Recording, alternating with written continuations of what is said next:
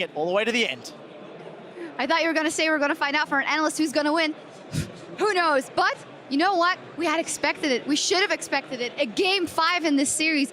And I like to go on what the Fischio said. You don't have to pick anything out of the ordinary when you can pick something that makes such great team fights and you play them so perfectly. Yeah, and that's exactly what the Unicorns did. They pulled out the greatest cheese that they could have possibly pulled out. To quote a very famous StarCraft caster, sometimes if you go the standard way, that's the greatest cheese. So no one expected the Unicorns to go standard. They picked it. They picked meta champions. They picked a composition that made just sense.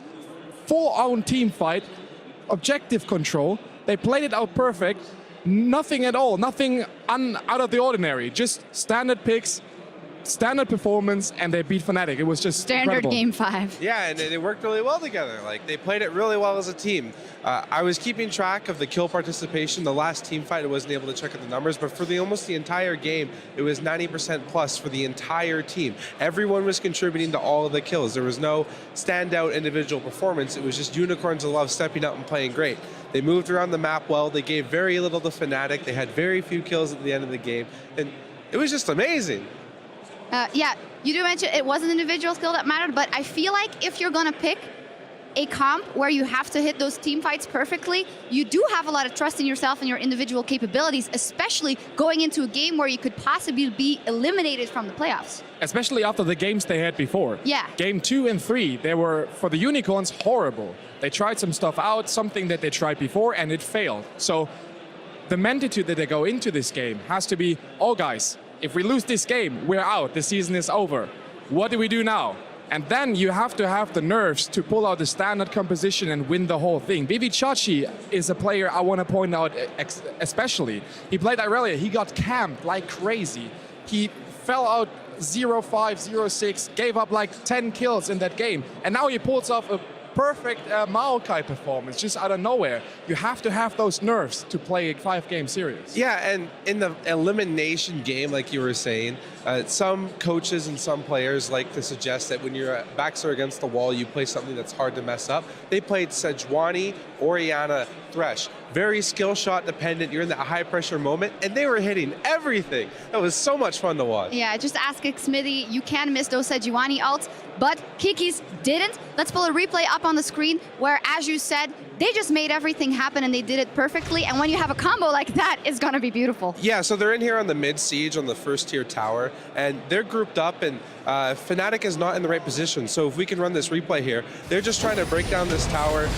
They're pushing up to make sure they can get to the zone, and Gregus has no E, he has no more mobility left. They land the hook, kite back on Huni, and here comes the Glacial Prison into the Shockwave. Just so beautiful, does so much damage, locks up the team with the CC. They have no time to respond, and Fnatic just has to get out of here. But it's going to be too late. The run down onto Huni, and just the teamwork and everything that UOL is doing here is just so good. I just love watching this. Oh, it's a sight for sore eyes on that hit. Yeah, up until this point, the game was totally open, and then they suddenly decided to siege the mid lane turret. And if I, as a coach, had to paint a mid lane siege with that composition, that's how it looked like. Exactly it was like just that. Exactly. Yeah. It was beautiful indeed, and Power of Evil now on the Orianna, something again that was a little bit more scaling. You wanted to extend on that a little bit because he hit a lot of shockwaves this time around, and it was really nice to see. He missed like 1 out of 15 or something. That was just an amazing, I didn't count either. It was just like a close to perfect performance on that Orianna. And that's one thing that we really have to point out. Power of Evil is a known assassin player. He's known for playing Syndra. He's known for playing LeBlanc. He's known for playing Ahri. Not lately, though. Not lately, though, and that's the point I want to point out here. Because suddenly you have to think about the possibility to ban out those late-game damage control champions for him. He's not only banned on the Syndra, but now you have to take into consideration if you ban the Orianna or the Kog'Maw, something that we haven't seen today and he can pull out any day. Yeah, he has shown the flexibility going on throughout the playoffs and towards the later end of the season that he's able to play the champions that his team asks him to play. And he is an experienced Orianna player. He has many games of solo queue played in Orianna, and it shows. He's able to bring Orianna into his team play, into the LCS finals, and put on an amazing performance. Yeah, and you should usually argue when you know that the player has such a big champion pool, it's not worth banning out. Fnatic's kicking with their same 3 bans, Cassiopeia, Morgana, and Annie throughout the entire series. Do you need an adaptation from them there, or is that not working? Absolutely. Like the top lane smite Shyvana was something that hasn't worked out.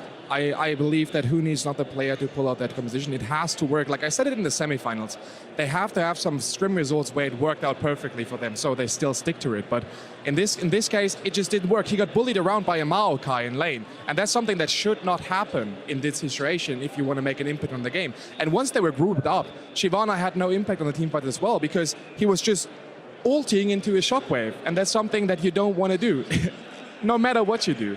The Hecarim works for him, the Rumble works for him. That was open here. The Vladimir works for him. Yep. Why do you pick the Shyvana top lane with this smite tactic? I don't see the reasoning behind it. Yeah, I want to see him return to more of those styles of champions. That fits Huni's play style a bit better. And yeah, if I think maybe Fnatic looking at the next game, I think they should move away from the Shyvana. We'll see what they decide to go with, giving Huni the pointers to maybe go on that Vlad, go on Hecarim.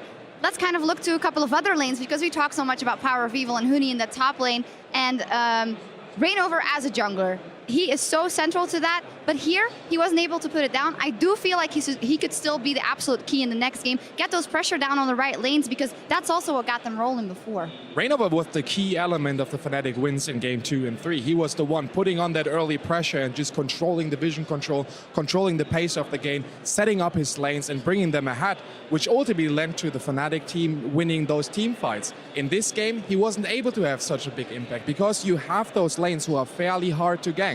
So if you pick a Maokai top lane with a Shyvana, you have no follow-up CC in the lane itself, so you can't gank it that easy. He tried to gank a couple of times and Maokai just walked out. That's something maybe you have to adapt. Like maybe try to focus the mid lane, maybe try to focus the bot lane, make some bot lane. Febiven, last week's MVP, try and get him ahead maybe. Yeah, and the jungler is generally the one that influences the most in the early game. It's your jungler that's going to put you ahead. Usually your jungler also going to, or the enemy jungler is going to put your team behind as well. And even though Reignover is known as a strong carry early game jungler, he just wasn't able to make it connect this game. And when they moved into the mid game or the early mid game, it was the teamwork out of UOL that was able to surpass the teamwork of Fnatic. Yeah, just too crisp of a team play out of UOL, but Fnatic not out of this one yet by any means. I'm not going to ask you to predict anything. We're just going to see. It's all coming down to game 5 to decide who walks away as the spring split champion. Don't touch that browser. We'll be right back.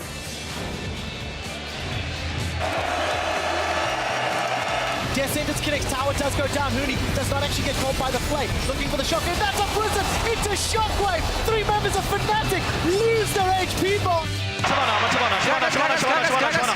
Nice. Nice. Go down. We can